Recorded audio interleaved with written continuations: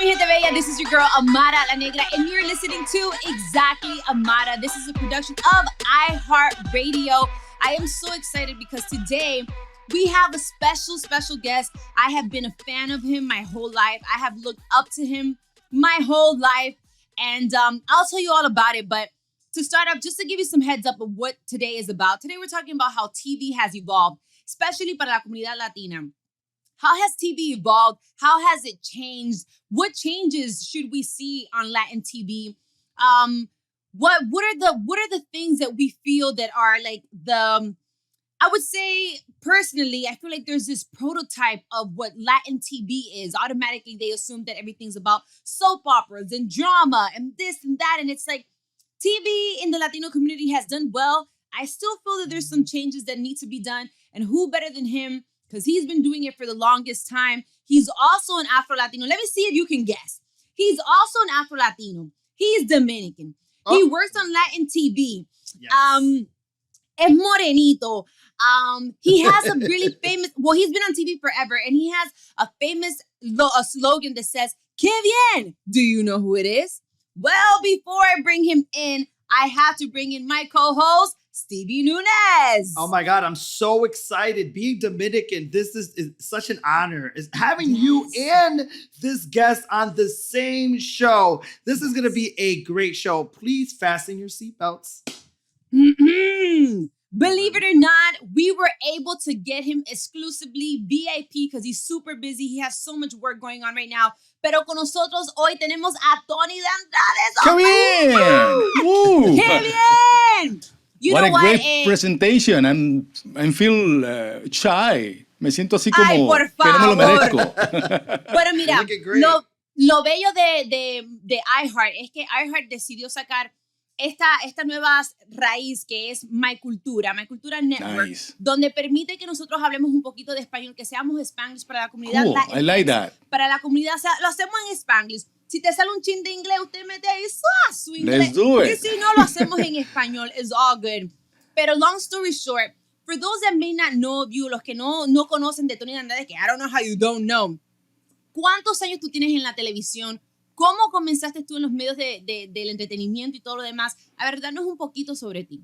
Well, first, thank you for having me in the podcast. By the way, I have my podcast, Que Bien, con Tony de Andrade. Está en iHeart también, ahí lo pueden buscar. Nice. I would like to say first that I know Amara since she was maybe 10 or 9 years old. I was doing the weather segment in Channel 23, the Univision local station in Miami. And she usually came to Sábado Gigante for different contests. And I remember one day that you took a picture with me, and we still have that picture, you know, and I have it in my hard drive. Oh, I need to see this, Tony. I gotta see this picture. Yes, y desde ese momento la recuerdo, ¿no? Una chica con mucha chispa y sin miedo de escénico. Y mira dónde has llegado, ¿no? Me siento muy orgulloso de ti, te lo he expresado en más de una ocasión, mi querida Amara. Amen. Y nada, bueno, I started my career in Puerto Rico. I am Dominican. I did my high school in Dominican Republic, Santo Domingo. And then my grandfather, he was Puerto Rican from Ponce, Puerto Rico. By that time, the grandfather podía pedir al nieto, al papá de la hija, o sea, salimos 5 de un golpe de República Dominicana en 1985. When I was a kid, usually I played, I recreate in my room a TV station, you know, with Batería Rayobá, that was a camera by that time, and pieces of cartoons in my studio. I created imaginary TV studio. So when I finished my high school, I knew it already what I iba a estudiar, ¿no? Comunicación social. And then when I moved to Puerto Rico, that's what I did. Y comencé en el canal 24, Channel 24, was like a little CNN by that time, a news station in Puerto Rico.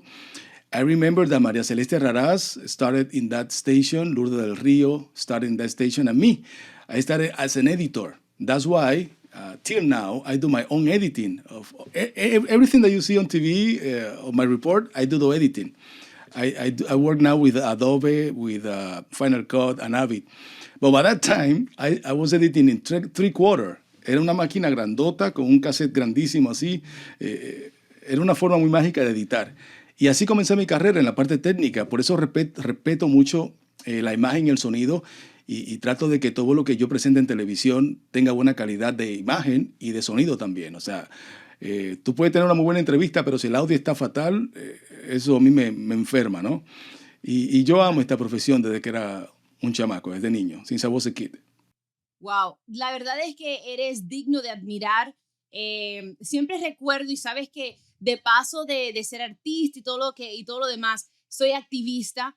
Siempre me he sentido muy orgullosa de mis raíces, siempre me he sentido orgullosa de poder apoyar a mi raza, a mi gente, porque desafortunadamente en los medios del entretenimiento y de la comunicación somos muy pocos los que tenemos la oportunidad de estar frente a las cámaras. Em, ¿Cómo sientes, o sea, el cambio, ¿no? De cuando tú primero comenzaste tu carrera en la televisión a ahora, que ya estamos en 2021, ¿cómo ha evolucionado la televisión cuando se refiere a personas de color en tus ojos? Yeah, that's a topic that I have talked with Amara often, ¿no? En diferentes entrevistas en televisión y en podcast y todo eso. Y es algo que yo estoy muy pendiente, ¿no? Porque como tú bien dices, yo comencé en la televisión en una época donde eran muy pocos los mulatos que estaban ante las cámaras.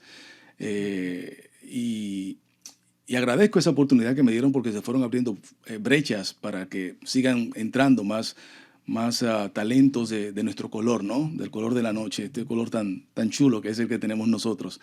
Y la evolución ha sido lenta, pero ha habido algo, ¿no? Todavía falta muchísimo por hacer, más en el mercado hispano, ¿no? Que en el mercado anglo. En el mercado afroamericano, pues hay más oportunidades.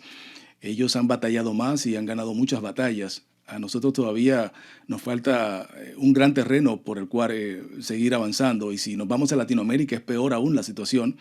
If you go to country like Peru, Mexico, you don't gonna see any black folks on TV.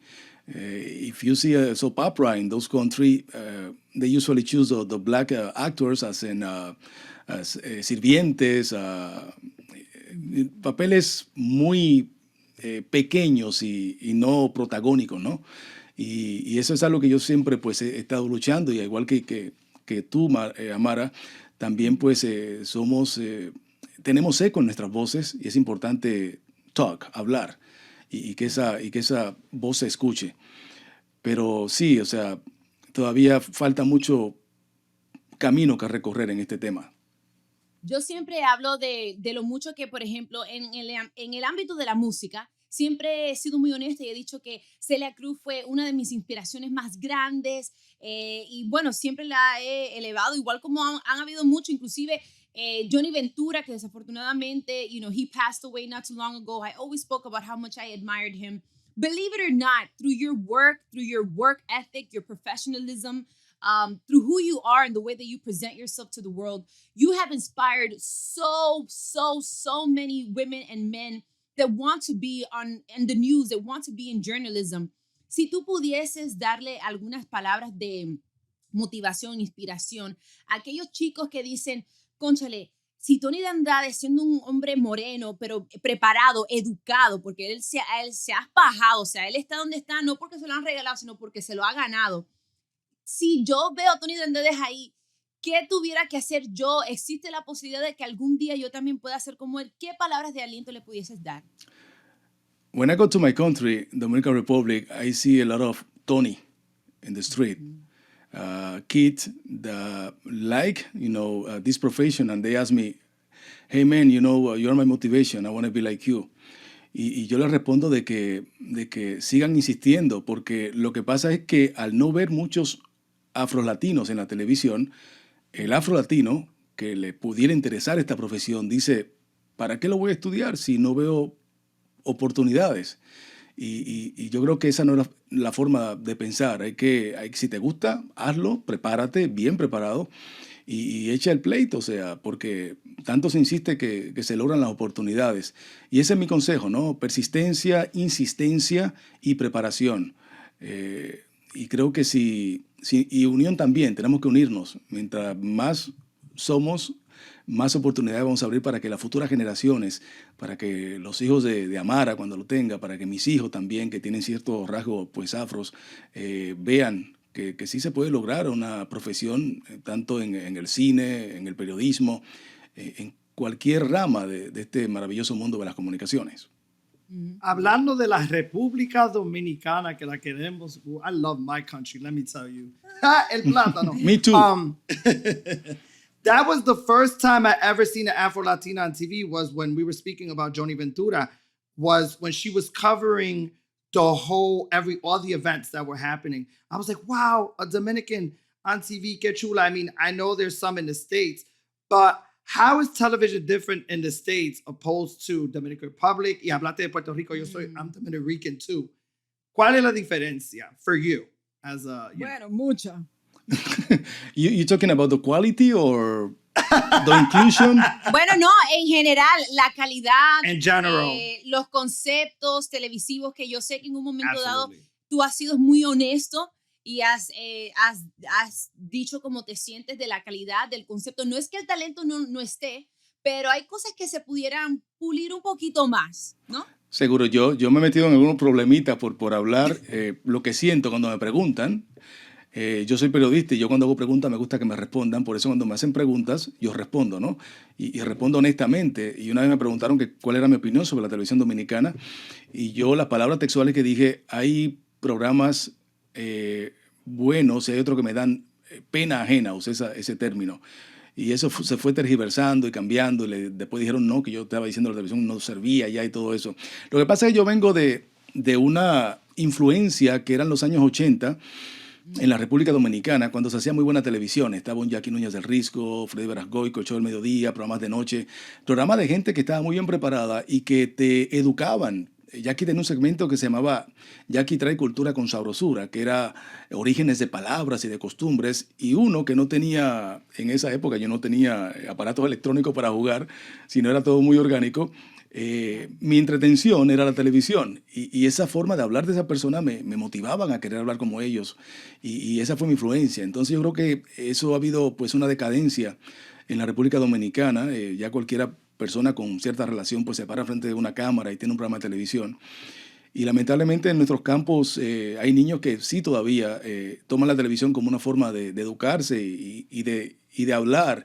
Y a veces cuando no se expresan bien ante las cámaras, pues los niños piensan que esa es la forma de hablar y se va deteriorando nuestro léxico coloquial. Y eso ha pasado mucho en el país. Sí hay programas buenos, hay programas que aquí veo mucho, monitoreo mucho lo que está pasando en mi país, tanto en televisión como en radio. Pero hay algunos que todavía o no deben estar o deben mejorar. Y yo me uno siempre, todos los años, con Edilena Taktuk, que es una productora formidable en República Dominicana. Ella hace un taller que se llama Imaginativa y yo he ido varias veces a dar charlas allá a estudiantes de comunicación. Ella también ha invitado a muchos profesionales de acá, de Estados Unidos. Y se está haciendo algo, o sea, no es solamente criticar, estamos aportando algo para la mejora de la televisión. Y ojo, aquí también en Estados Unidos se hace muy mala televisión. Hay algunos canales que tienen programas pésimos. En toda parte del mundo se cuecen habas. Pero a mí me duele lo mío. Y fue donde comenzó ese gran amor por la televisión en mi país y siempre estoy pendiente y quisiera que fuera una mejor televisión. Bueno, tú sabes que me encanta que eres honesto, eres un hombre de tu palabra y aunque han querido hacerte retractar de tu comentario, me gusta que dijiste lo que tú sientes y tienes el derecho de dar tu opinión. Le gusta a quien le gusta y el que no, y la verdad es que yo estoy de acuerdo contigo. O sea, bueno. Hay muchas cosas que se pueden mejorar y ese comentario creo que vino it came from a good place. You're only trying to better the culture, better the TV. I saw it as a very positive comment. Pero moving a little bit more into your personal life. Oh my God. Sé que eres un hombre de familia. Sé Así que has estado casado por muchos años. A ver, mira, esta generación, ayúdame un chin. Es difícil encontrar una pareja y mucho más cuando uno está en el ámbito del entretenimiento, que uno tiene que estar viajando, que por aquí, que por allá. ¿Cómo has podido mantener esa familia unida? Que ella siempre he visto que te apoya, hacen ejercicio juntos. Yo estoy pendiente de todo lo que ustedes hacen como familia, comparten con sus hijos. ¿Qué tan difícil hoy por hoy es mantener ese hogar firme? Mira, in my case, my wife is from Detroit, Michigan. She's 100% American, but she was living in the Dominican Republic for almost 2 years. She went there to teach English in a academy. And then she was starting working with Hochi Santos en el Botando el Golpe, el number one afternoon show on radio. So she's very famous in Dominican Republic. She was maybe more famous than me before in Dominican Republic cuando yo la conocí. A ella le dicen la americana, Amy. Y ahí nos conocimos. Ya, de hecho, el programa de Hochi cumple ahora 25 años al aire y fue nuestro cupido, o sea.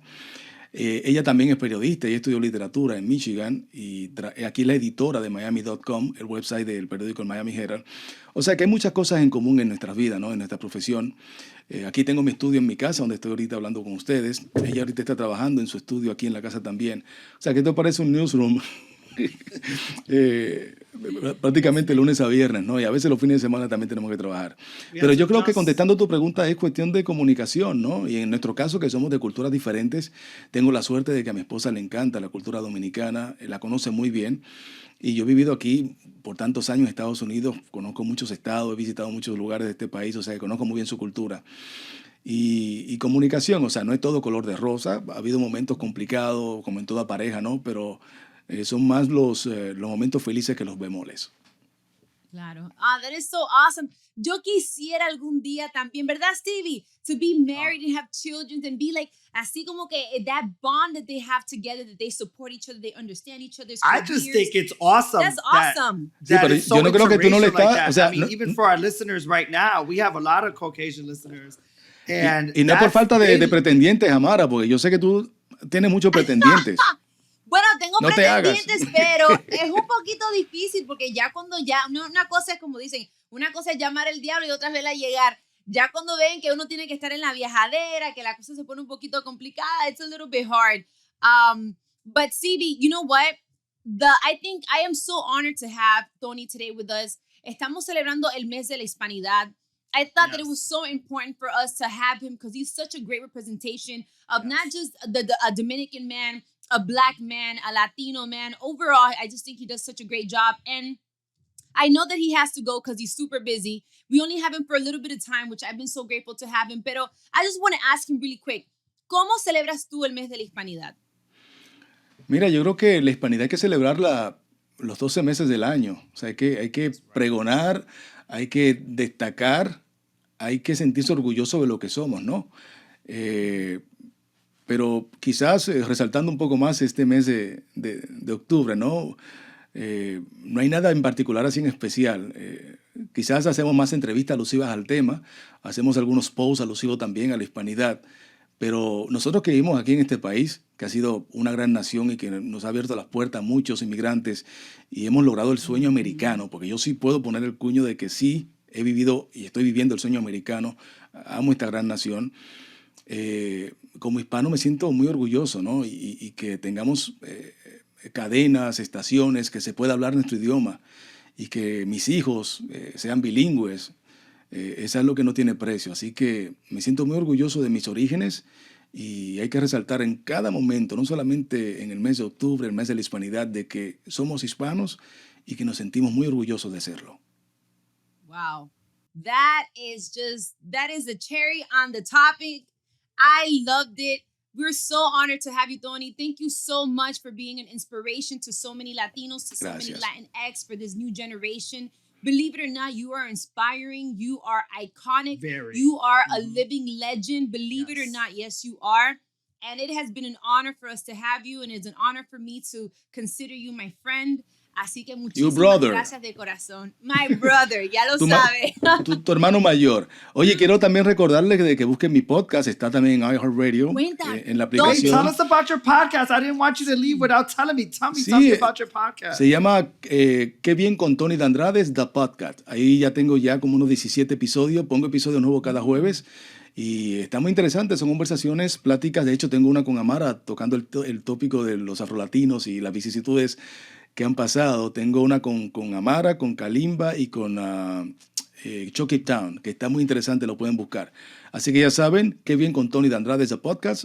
Suscríbanse, presionen la campanita para que le lleguen los nuevos episodios. All right, awesome. Thank you, Tony. ¡Qué bien! Un fuerte abrazo. Bye.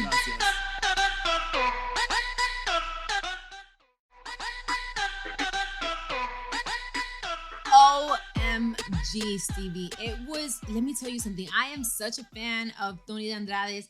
I can't believe I was just able to get him on this podcast because this means so much to me. It was just good. He's so professional. He's so good. Like his energy. I mean, he's everything. And his English is so good. Like, Óyeme, was y a él, so a él le da vergüenza hablar inglés. Oye, ahora un hombre que habla inglés perfecto. It sounded perfect. And I just thought it was amazing. But we have touched on a topic, you know, as far as like television and how it has evolved, especially in the Latinx community. Mm-hmm. Amara, what do you wish could change though? What do you wish could change? I think I've spoken about it so many times and I've been so honest about it, especialmente ahora que estamos hablando de mi cultura y estamos celebrando el mes de la hispanidad. You know, we're celebrating Hispanic Heritage Month. I really wish that I would see more diversity when it comes to the people that they choose to be in on front of cameras, you know? And I mean diversity, not just country-wise, but diversity physically. Give me different features. Give me different hair textures. Give me a little bit of everything. I don't expect them to just have Black people or to just have, you know, okay, now it's just a channel full of Afro-Latinos, which I wouldn't be mad at that because African-Americans, for example, they have BET. They have certain networks that mainly uplifts the African-American community. I wish that the Latino community, we also had a network that uplifted the Afro-Latino community and the minorities as well. I really wish that we had that, but we don't. We mainly really have like 2 channels. And in those 2 channels, we don't see a lot of us. I think that because that's what they do. They go, why do we have to put a Latin face if we gave them Univision? Why do we, you know, I feel like that's the thought process. It's just me. Right. But the thing is that when you talk about the Latino community, mm-hmm.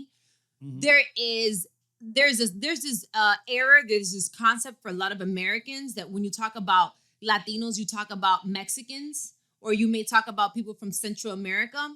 They are Latinos as well. But then what happens to Puerto Ricans, Dominicans, Colombians, Honduras, Guatemala, Chile, Ecuador, you know, Argentina, Uruguay? The list goes on. And we're all Latinos.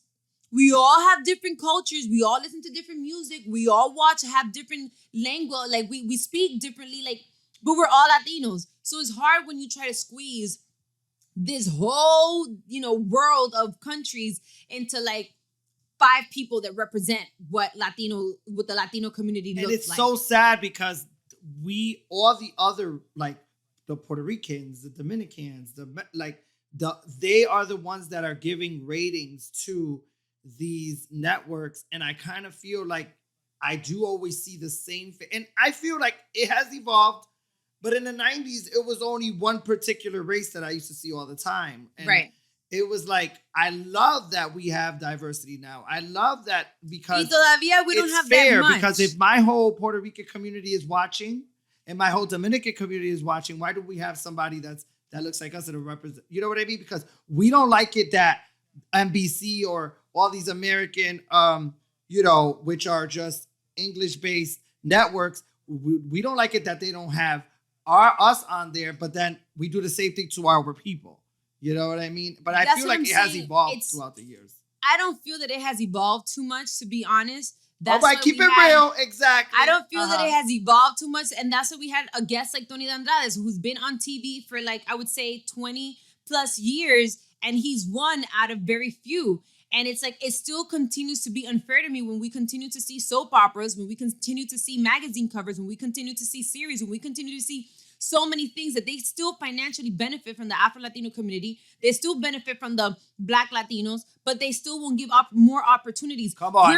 We're grateful that they've given us few a chance to be in the spotlight, but there should be more of us. We shouldn't have to be grateful to be given an opportunity that should be fair to all of us, the same way that it is for others. So I wouldn't say that it has evolved too much in the Latino community, perhaps. In the African American, there has definitely been an evolution. But in the Latino, we still have a long way to go. And that's why we're being so vocal about it. So, es que todavía, mira una novela, y yo sé que la mayoría de las novelas se hacen en México, you know. But mira novelas and look at, these are like our major things. If you look at the news, if you look at many of these things, please let me know. Screenshot how many Black people or how many melanated people do you see on these networks? You just don't. That's why we're so vocal and we're so upset, and we've been talking about it for years, but nothing seems to change. So I am grateful because at least by me being on it and people like Tony Dandades and many other people, we are able to inspire and motivate others that want to follow our footsteps and want to be in the entertainment industry, but feel that what's the point of doing it when they don't use us, when they don't allow us to be there? I'm like, I get it. Trust me, I do. But you just have to fight and knock and break those barriers and continue to open doors for other people like ourselves. Yes, and I just want to honor you because your place in Nuestra Belleza Latina, like that. Yes, thank you. Amazing. And yes, seeing your that face too. there was just like, yes. You know what I mean? I know. Like a milestone. It's like, right. Wow, look at Amara La Negra. Yes, and I want to be able to be La an Negra. inspiration for Like, other people. I La love Negra. how you put Amara La Negra. Like, I love that. Like, I'm in there. What's up? Yes. My face is here. Yes, I love it. for How sure. do you feel? I feel proud. I feel grateful for Univision for allowing me and giving me this platform to be able to, get my job done, to learn, to grow, to inspire others that watch me and feel like one day they'll be able to do the same thing that I'm doing, if not better. And that's my thing. I always say that in life is like, what do you leave behind? What was your purpose? How were you impactful? And I think that I'm being impactful by doing these type of things. So I am happy. I am honored. I am blessed. Y nada, what a better time, ahora que estamos celebrando el mes de la hispanidad, to be able to talk about these things and, to be on a positive side, because this is really inspirational. I wanted today's show to be inspirational for those that feel like, ¿para qué lo voy a estudiar? ¿Para qué me voy a meter a una audición? Why am I going to audition if they're not going to pick me? Don't think like that. Don't think like that. You have to feel positive and you have to feel like anything is possible, because what is meant for you is meant for you no matter what.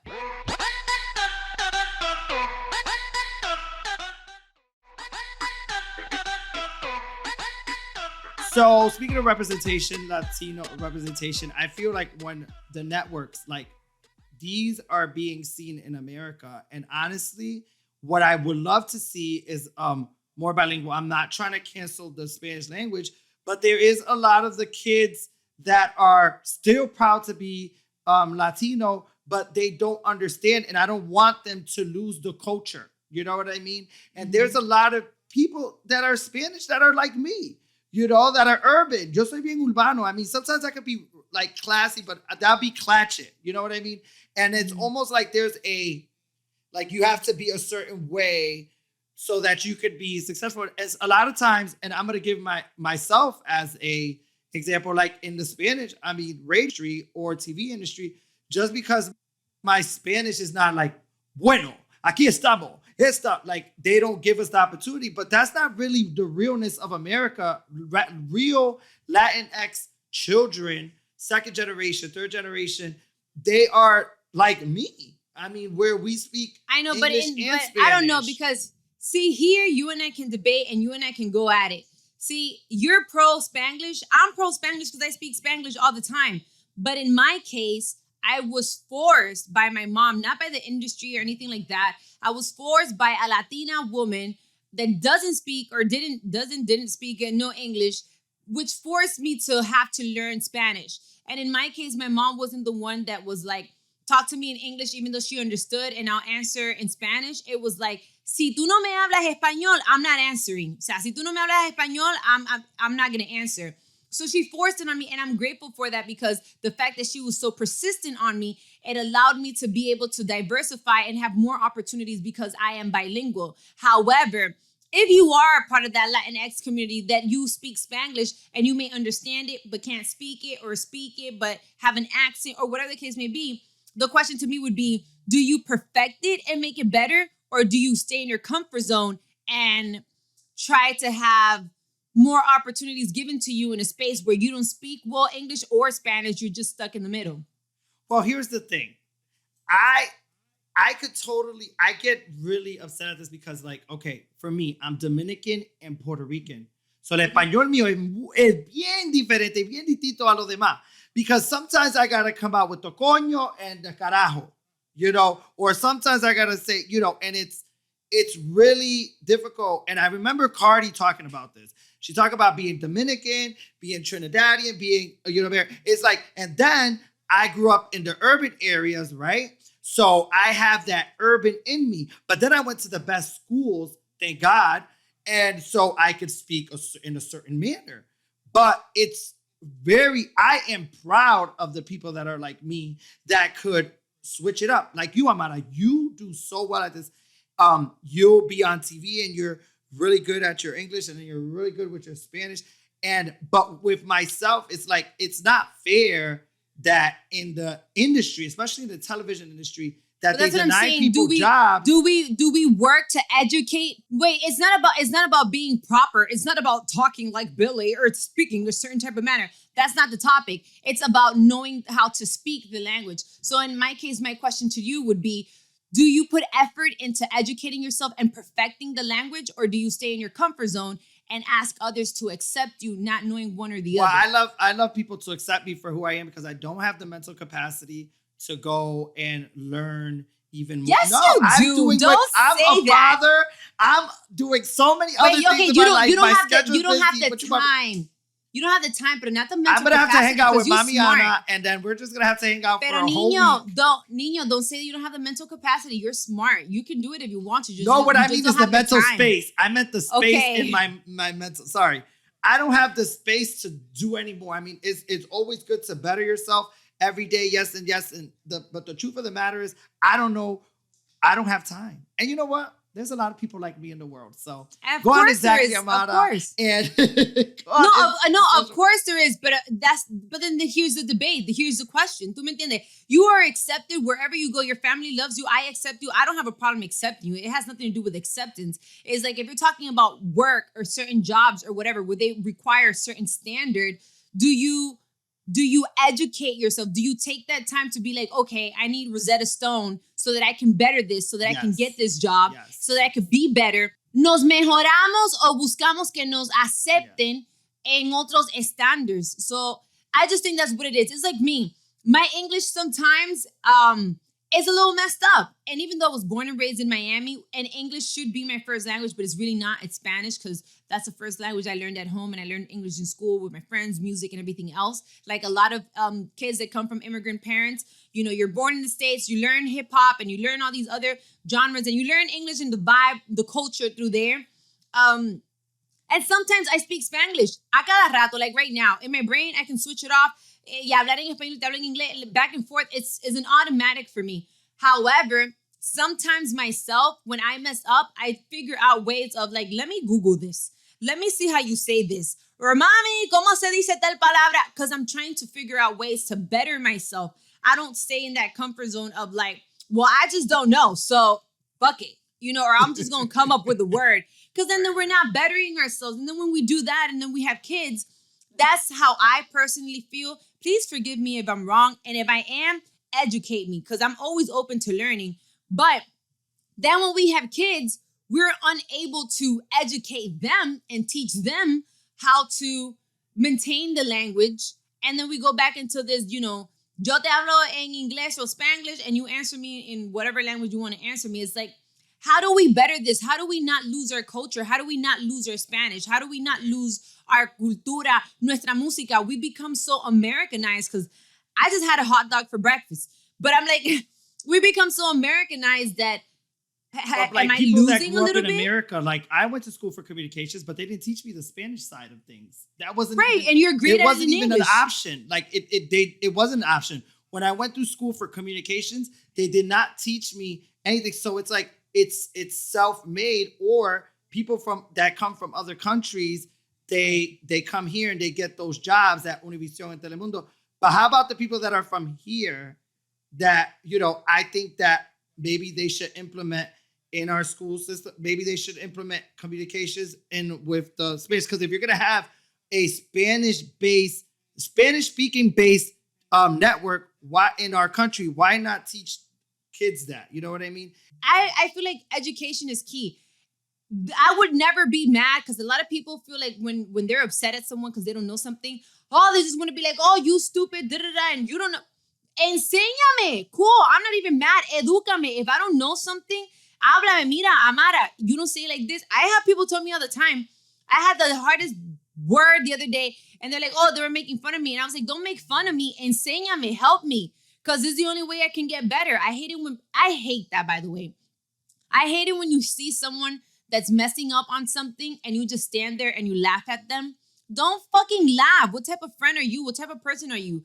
If you want to laugh for 2 seconds and then be like, yo, mira, you do it like this or you do it like that. Help us improve. Don't just sit there and laugh. There's people in Dominican Republic, like they, or like in other, countries, when we come from America and we speak their language, they look at us like we're crazy because we don't sound like them or articulate our words like them.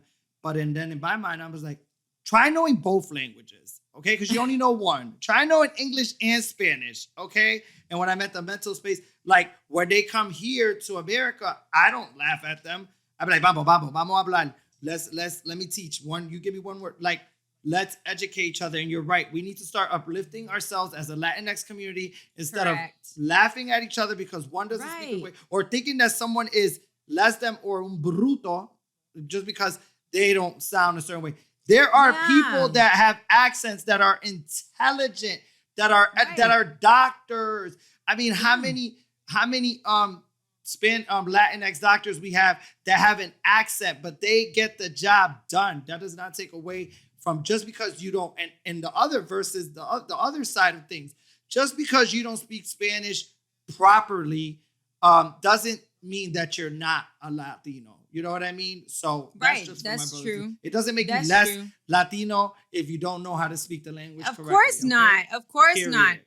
Yeah. And I'm so glad that you said that. And you know what? The most beautiful thing that you said out of all of this is that we have to uplift each other up. As a Latinx community, as Latinos, as minorities, we already have enough pressure from the world trying to come for us.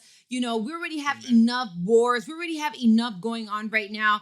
And at this moment, like I said before, I feel that we need to educate each other, figure out ways to be in places of power, figure out ways to be financially independent, to be able to uplift other fellow Latinos that need our support.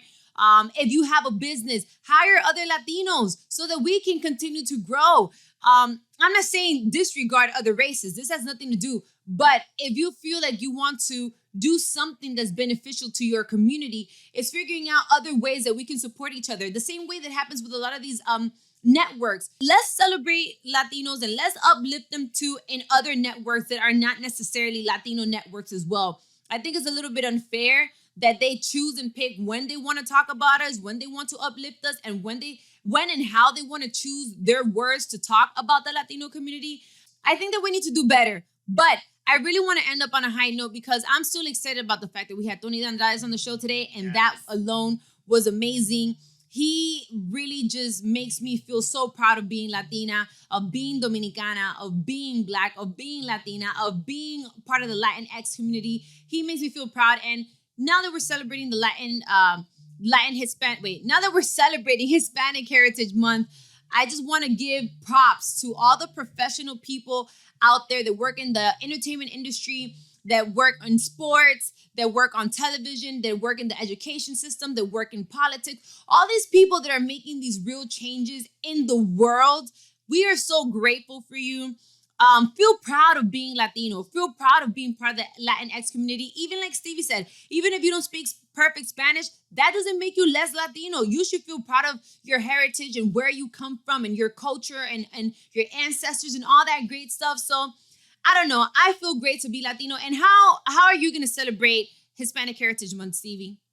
Well, I'm all Spanish. I mean, I don't know if you have checked out my posts on Stevie Nuna's Instagram page. I've been going to support local businesses, Latinx businesses. I posted myself dancing at local bars, local clubs, really embracing our culture.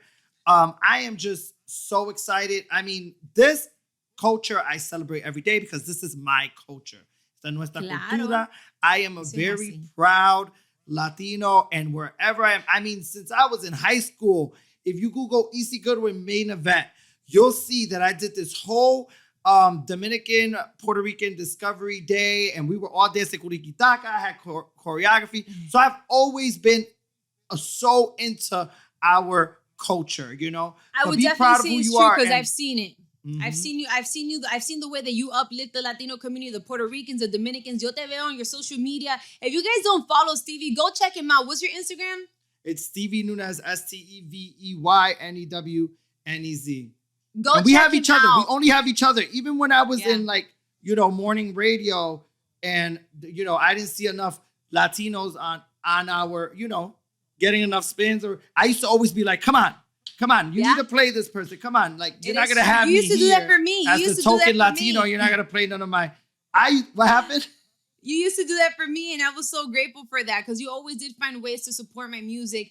And I'm grateful for that because, to be honest, that's what I'm talking about. When you're in places of power and you're able to uplift other Latinos, please go ahead and do that because we need your support. That's the only way that we can become stronger together, is if we all support each other. And it's like, if I have a connect, don't be stingy with a connect. There's enough. Mira, the world is made of abundance. There's enough abundance in this world, financially, food, water, trees, everything.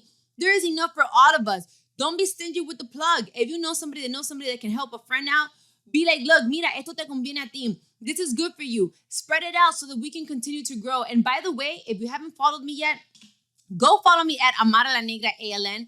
Amara La Negra ALN. I am going to be posting some throwback pictures of me, the way that I celebrate Hispanic Heritage Month since I was a little girl, the way that I am proud of being Latina. I'm going to post a couple of things there that should be kind of fun. Like I said, today has been such a productive and a great inspirational podcast. I'm so excited, and I want to tell you guys to remember to rate us, okay? Rate us and share this podcast with everyone you know, with your friends, with your family, with everybody. Check it out. This has been a production of iHeart Radio's My Cultura Podcast Network. I am so honored to be able to have exactly Amara on My Cultura Podcast Network and on iHeart Radio for supporting us, for supporting this movement of the Latino community, the Latinx community, and giving us a space where we can be honest, we can be free, we can just be ourselves, transparent. We really needed this. And by the way, for more podcasts from iHeart, visit the iHeart Radio app, Apple Podcasts, or wherever you listen to your favorite shows, because there's so many other great shows happening on My Cultura Podcast Network. There's so many other great podcasts, pero que you know that you are fans and friends and families of exactly Amara. So with that being said, thank you guys for joining Exactly Amara. We will see you next Thursday. Woo, woo.